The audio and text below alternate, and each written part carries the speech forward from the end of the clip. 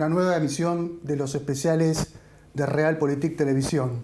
En esta oportunidad, yendo a las elecciones 2021, elecciones legislativas, en donde varias expresiones políticas van a volver a competir y tratar de seducir el voto popular.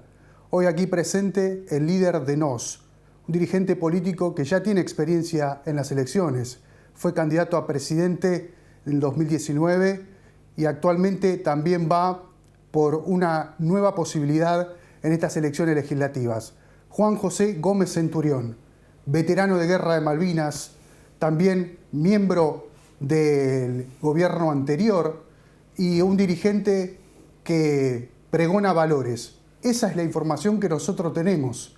Pero aquí presente está Juan José Gómez Centurión. Gracias por venir. No, al contrario, gracias por la invitación, un placer.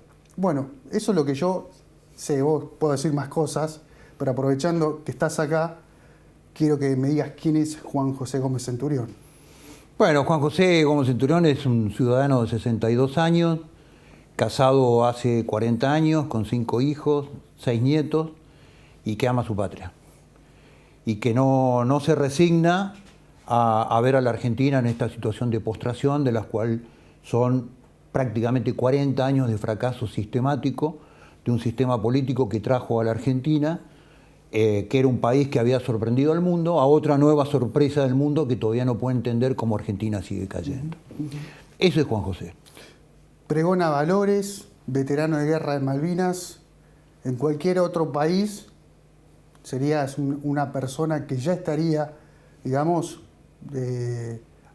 siendo protagonista de la política. Hoy querés serlo. Digo, ¿qué crees que falta para alcanzar ese espacio de protagonismo, por decirlo de alguna manera?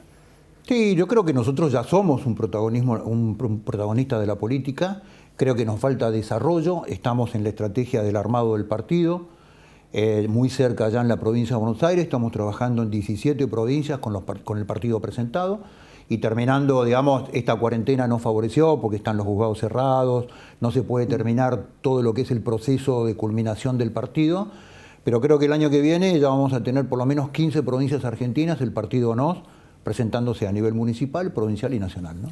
¿Qué pasó en las últimas elecciones, Juanjo? Digo, porque hubo conflictos en la última etapa ya de cara a las presidenciales de octubre, donde un candidato a gobernador sale a decir que vote al espacio de Cambiemos, ¿no? Directamente. ¿Qué pasó ahí?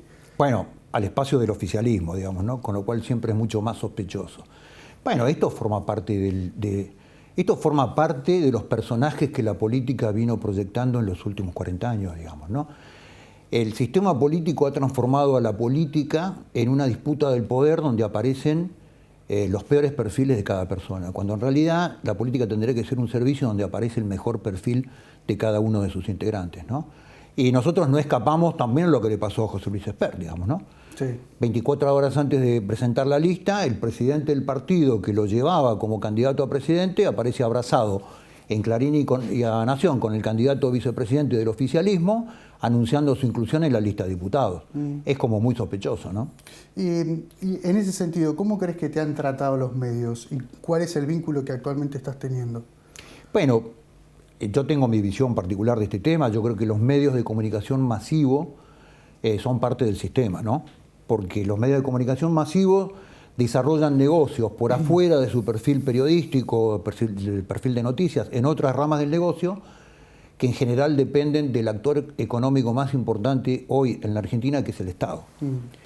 El Estado hoy es el 58% del Producto Bruto Interno de la Argentina. Con lo cual, los medios de comunicación política defienden al sistema y son parte del sistema político. Cuando ven un sapo de otro pozo que pretende transformar el sistema y que realmente se expresa con claridad con el esquema de lo políticamente correcto, convenido por los medios y el sistema político, en general te silencian. Para darte un dato, el día después de las PASO, el lunes después de las PASO, y esto es un dato histórico que se puede buscar claramente, los 2 diarios de mayor tirada de la Argentina, para ellos yo no había pasado las PASO, habían pasado 5 candidatos. Entonces digo, hay una campaña de silenciamiento que a mí me da, para mí es una excelente noticia. Porque quiere decir que si los medios de comunicación masivos, que han sido los voceros de este sistema político, del fracaso argentino, durante 40 años te silencian, es porque sos peligroso para el sistema. Y eso es una muy buena noticia. Bien. Fuiste parte del sistema, si se quiere, en algún momento, Juan José, como funcionario del macrismo. Tengo entendido que el tema aborto fue lo que a vos te determinó, fue la gota que rebasó el vaso. ¿Qué pasó previo al tema del aborto, ¿no? Lo que vos decís, Macri permitió el debate y, bueno, yo no me identifico con este proyecto. Mandó la ley al Congreso, no es que permitió el debate. Los argentinos no necesitamos permiso del presidente para debatir un tema. La Cámara de Diputados no necesita permiso del presidente para debatir un tema. El gobierno mandó oficialmente... con Marcos Peña. Mandó el proyecto al Congreso. ¿Qué pasó ahí? ¿Qué pasó antes? Bueno, había una serie de desacuerdos, fundamentalmente en el 2016, en el 2017, con el tema del gradualismo, digamos, ¿no? Para mí, lo gradual es una sucesión de hechos, no el lapso de tiempo. Entonces, lo que yo decía es, muchachos, al paso que vamos, esto no transformamos nada, digamos, ¿no? Y la discusión con el sector político era, no, bueno, esto nos va a dar la oportunidad de ganar las elecciones del 2017, y en el medio de ese camino se tomaron más de 138.000 millones de deuda en bonos, en la emisión de bonos, y con el Fondo Monetario Internacional, deuda a corto plazo que se sabía que no se podía pagar. Con lo cual ya fue generando una suerte de desacuerdo muy profundo con respecto a lo que, no un desacuerdo ideológico solamente, era un desacuerdo con el compromiso que habíamos tomado en el 2015 de lo que veníamos a hacer, que era transformar. Y ya ahora, cuando digamos, el gobierno decide tomar la cortina de humo con la estrategia del aborto, dije, basta, se terminó. Claro. ¿Hay algo que te identifica y que hay que generar un desafío y también tener un valor para enfrentar este tema, que es la política de derechos humanos, Juan José? Hay una postura muy clara. Bueno, quisiera que la compartas aquí con nosotros en este tema puntual. ¿Cuál es tu pensamiento respecto de esto, no? Supongo que estás llamando política de derechos humanos a sostener el relato de los 70. Sí, la dictadura y los desaparecidos. Claro. Entonces digo, no. Una cosa, yo sostengo y promuevo la política de los derechos humanos. Lo que hoy se llama política de derechos humanos en la Argentina es sostener un relato falso de los 70. Entonces, lo que yo creo que los 70, Argentina, el futuro de la Argentina pasa por encontrar la verdad completa de lo que ocurrió en los 70, que no es el relato oficial de los últimos 40 años. No fueron 30.000 desaparecidos. Cuando vos escuchás claramente el relato de Luis Labraña, por ejemplo, que es uno de los integrantes de la mesa de café en Holanda, que fue en Europa y propuso empezar con el relato de los 30.000 desaparecidos para lograr financiamiento de las organizaciones de derechos humanos europeas. Cuando le escuchás a Fernández Mejide, cuando lees el informe de la CONADEP, cuando lees los decretos de Kirchner y los decretos de Cristina modificando las listas, no pasan de 7.600.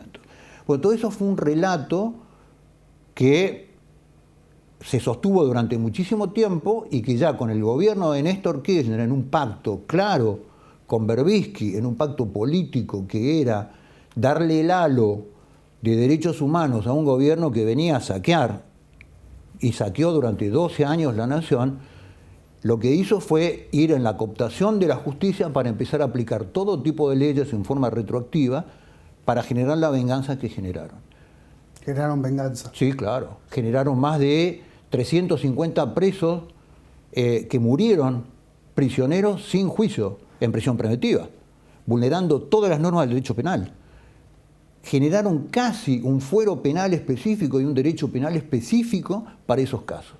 Y generaron un modelo de verdad tuerta. Miraron el tema de un solo lado y no del otro lado. Entonces, yo lo que creo que la Argentina necesita un proceso de pacificación que comprenda la verdad completa. La verdad completa de los 70 fue que durante toda la década del 70, detrás de una estrategia cubana, organizaciones terroristas en la Argentina bañaron de sangre en la Argentina. Y que el Estado primero reaccionó jurídicamente, como hasta el año 73, donde el 25 de mayo del 73 se amnistía de la mano del gobierno de Cámpora a 278 personas sentenciadas por delitos comunes, robos a banco, asesinato de personas, secuestros, que estaban cumpliendo sentencias. y se las indulta. Y lo primero que hacen esos indultados, ¿sabés qué es? Asesinarlo al juez Quiroga, que era el secretario de la Cámara Federal contra el Crimen. Y a partir de ahí se vio impedida la posibilidad de que la justicia vuelva a accionar contra las organizaciones terroristas. Y después de eso el Estado reaccionó en una situación de guerra interna frente a este fenómeno. Y generó 7.600 muertos. ¿Para usted hubo una guerra aquí? Sí, claro. Claramente declarada por las organizaciones terroristas. Hay que leer la revista Estrella Roja del ERP, hay que leer la revista Descamisados de Montonero. Eran organizaciones armadas que declararon una guerra al Estado Nacional, clarísimo. Juan José, bueno, se presenta el espacio en La Plata. ¿Cuál es la propuesta de NOS? ¿Qué se proponen para el 2021? Bueno, nosotros lo que proponemos de acá para adelante en la Argentina es que la Argentina no tiene futuro en este proceso de polarización ficticia que genera la política. ¿Por qué digo polarización ficticia? Porque cuando se presenta un lado y el otro de la moneda, un lado y el otro de la cara, terminan siendo la misma moneda. Los dirigentes y los funcionarios pasan de un lado para el otro alegremente. Por ejemplo, Pichetto, el arquitecto jurídico, 12 años del kirchnerismo, termina siendo candidato a vicepresidente de la otra fórmula. Dentro de este modelo que hoy nos propone la política, la Argentina es posible, si el otro no está, no hay futuro. ¿Qué es lo que nosotros decimos? Que la Argentina lo que necesita es un partido político que proponga un proyecto de nación que construya un destino común para todos los argentinos. Que sea capaz de aprovechar un orden del poder internacional que hoy está en pleno movimiento para insertarse en el mundo con un modelo de país exitoso, que proponga orden institucional.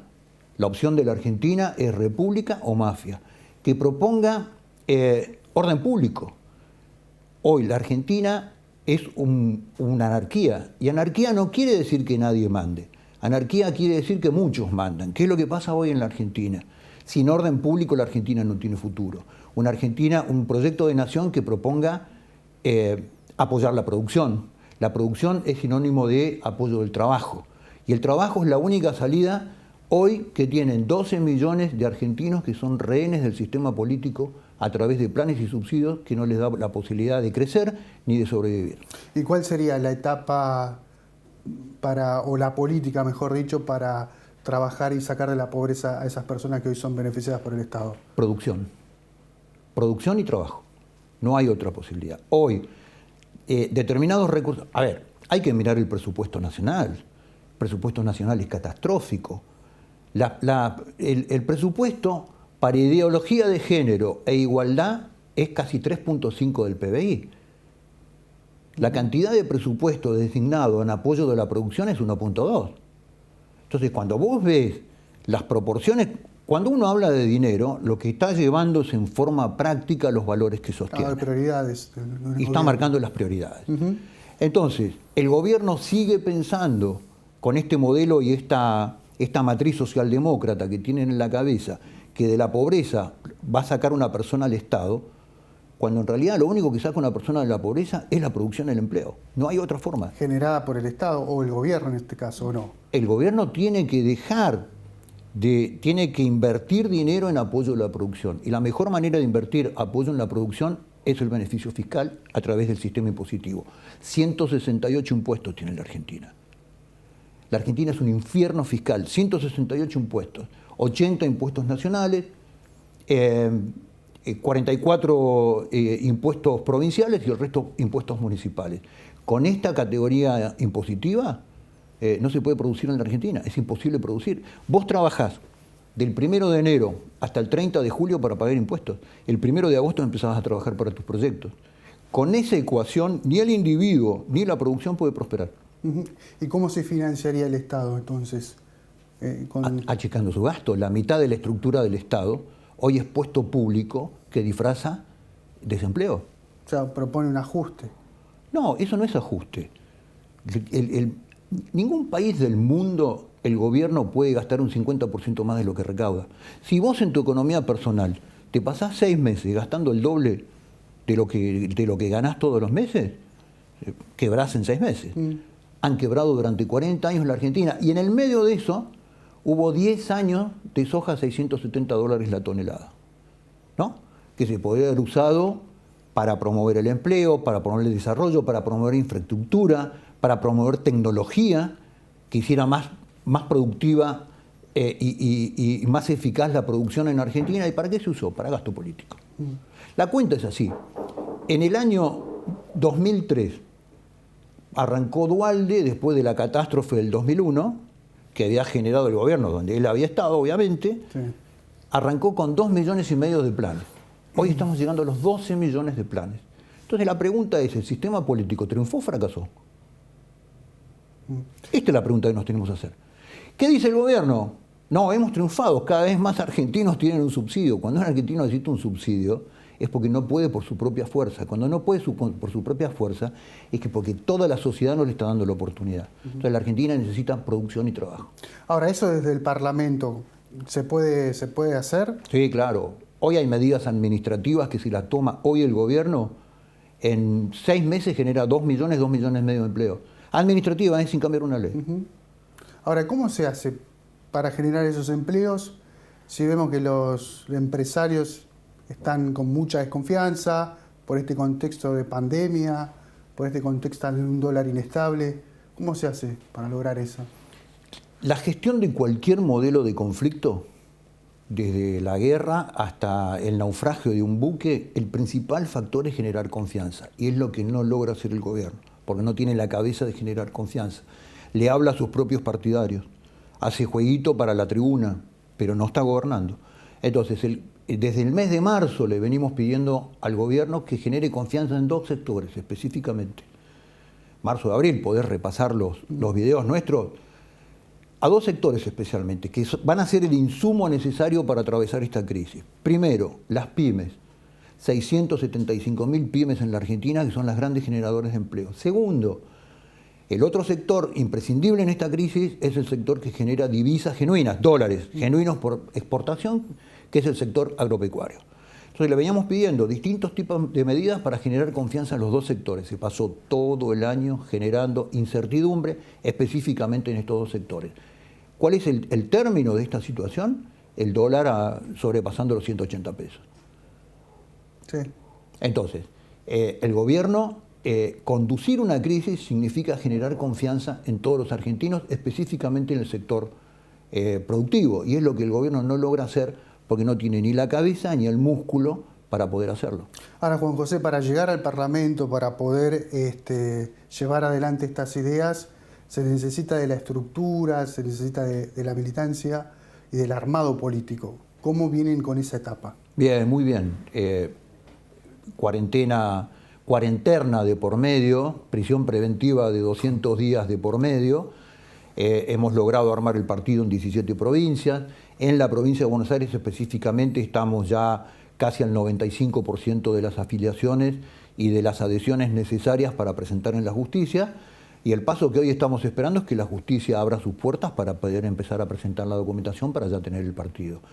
De los 135 municipios de la provincia de Buenos Aires ya tenemos 118 municipios activos trabajando con NOS en forma local. Bueno, acá en La Plata, con el equipo de Marcelo Peña, que viene trabajando desde el año pasado, que fue candidato, un excelente candidato a intendente de La Plata, y viene trabajando con mucha eficacia y con mucha capacidad también de afiliar y de lograr adhesiones, y viene trabajando políticamente con mucho éxito. Recién nombraste la cuarentena y, bueno, preguntarte cómo ves la política sanitaria que ha llevado adelante el gobierno, cómo ves que está respondiendo el sistema de salud a esta enfermedad que ha puesto patas para arriba hasta las potencias mundiales, ¿no? Sí, puso el mundo patas para arriba, con distintos resultados, ¿no? Muchas veces se habla de la pandemia como el cisne blanco, ¿no? Como el cisne negro, perdón, y cuando yo lo analizo, para mí es un rinoceronte gris, digamos, ¿no? Porque cuando vos mirás los manuales de contingencia de todos los países del mundo, uno de los efectos a tratar era una cuarentena o una epidemia o una pandemia, ¿no? Cuando vos mirás los planes de la NATO, cuando mirás todo lo que te das cuenta que siempre de alguna manera estuvo pensado esto. Sí. Yo creo que en la Argentina el gobierno encaró la cuarentena con una cabeza política y no con una cabeza sanitaria, ¿no? Muy mal asesorado por los organismos que decretó como asesores, como la Fundación Huésped, que ya lo abandonaron al presidente. ¿Por qué? Porque arrancó con un postulado de naturaleza ideológica, o economía o salud, como si los seres humanos fuéramos seres divisibles, por eso somos individuos, porque somos indivisibles. Ahora priorizó la vida, ¿no? Algo que está dentro de lo que es el fundamento de los pañuelos celestes, digamos, ¿no? Lo de los pro vida, si se quiere. No, pero no se promueve la vida solamente encerrando a la gente, porque la vida también tiene que ver con interacciones morales, interacciones antropológicas, interacciones culturales y también con interacciones económicas. Entonces, el resto de los estados, pero miremos, estados que nosotros muchas veces decimos son muy simples, como Uruguay y como Paraguay. Después de una primera etapa preventiva de cuarentena, lo que hicieron fue empezar a medir. ¿Por qué? Porque la medición es lo que te da la oportunidad de hacer una estrategia ofensiva contra el virus, ver dónde está, dónde se despliega, en qué segmento etario, cómo discurre, cómo se traslada, y ahí hacer medidas preventivas de aislamiento y también no solamente de aislamiento, sino de internación. Entonces, ¿cómo terminó la cuarentena de los 200 días? Argentina es el país que mayor cantidad de días de encierro tuvo en todo el planeta. 1. Argentina está entre los 10 primeros en cantidad de muertos cada 100.000 habitantes. Argentina está entre los 10 primeros en la incapacidad de recuperar infectados que terminaron en muertos. Por un lado. Y Argentina termina siendo el país de Latinoamérica que menos cantidad de mediciones hace cada 100.000 habitantes. Es decir, Uruguay durante todo el proceso de la pandemia más o menos mantuvo un promedio de 22 mediciones cada 100.000 habitantes, Chile 35, Paraguay 45, Brasil 55, Argentina 6. Llegamos a 8 en algún momento y después bajamos de nuevo a 6. Había una seria preocupación por el estado del sistema de salud y esa cuarentena que hicieron, bueno, supongamos que les dio el tiempo necesario para equipar el sistema de salud. ¿Eso no es importante para vos? No, nunca deja de ser importante. Lo que digo es que nunca coincidía con el pico de la cuarentena. ¿Por qué? Porque al tener las personas encerradas nunca se generó el pico. Entonces, nunca tuvimos un pico, ¿no? Puede ser que ahora, en términos históricos, terminemos diciendo que ahora es el pico, pero en el medio de eso te llegó el invierno y te afectaron en la ocupación de camas todas las afecciones típicas del invierno. Neumonía viral. Con lo cual, este proceso empezó en marzo. Entonces, lo que digo es, la capacidad instalada del sistema médico se vio atiborrada por todas las enfermedades típicas del invierno. Uh-huh. ¿Qué va a quedar después? ¿Cómo te imaginas la Argentina después de la pandemia? Y bueno, va a ser una Argentina con una caída del Producto Bruto Interno alrededor de 15 puntos. El promedio en Latinoamérica hablan de 8,5 a 9.